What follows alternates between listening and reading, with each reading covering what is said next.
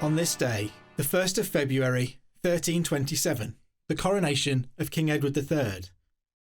Edward III's reign began on the 25th of January 1327, when his father, Edward II, was forced to abdicate in favour of his son.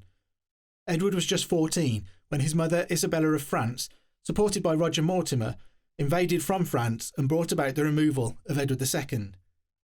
On this day in 1327, the teenage Edward underwent a coronation ceremony at Westminster Abbey that confirmed him as a king, but as a minor, it was Roger Mortimer who ruled the kingdom on his behalf.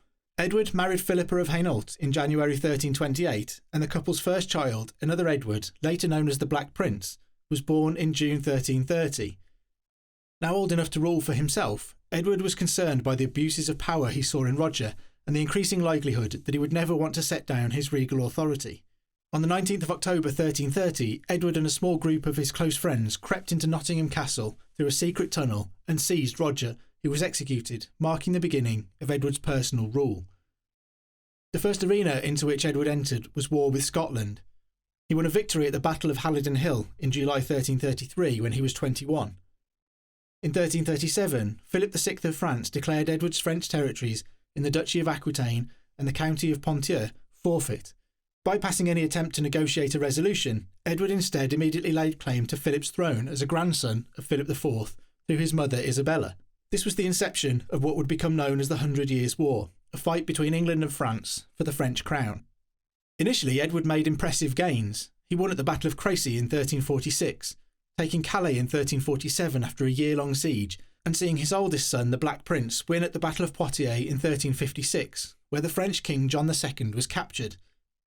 Failing to capitalise on the gains, Edward eventually agreed to the Treaty of Brittany, which saw him give up his claim to the French throne but retain all of the lands there as sovereign lord. Those who had grown up around Edward and shared in his early victories began to pass away, and Edward's own health failed. The Black Death had ravaged the country, claiming one of Edward's daughters. In his later years, Edward's sons, particularly John of Gaunt, Duke of Lancaster, took control of the government. Edward lived until June 1377, outliving his oldest son by a year.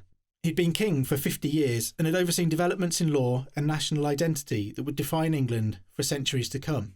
One of Edward's innovations that survives to this day is the prestigious Order of the Garter. Meant to reflect Arthurian chivalric values, the order was conceived as two tournament teams. The king led one team of 12 knights and the Prince of Wales the other. Together, the 26 members represented the cream of English chivalry and formed the core of Edward's military support. The Order of the Garter is still in existence in the same format today, representing nearly 700 years of tradition.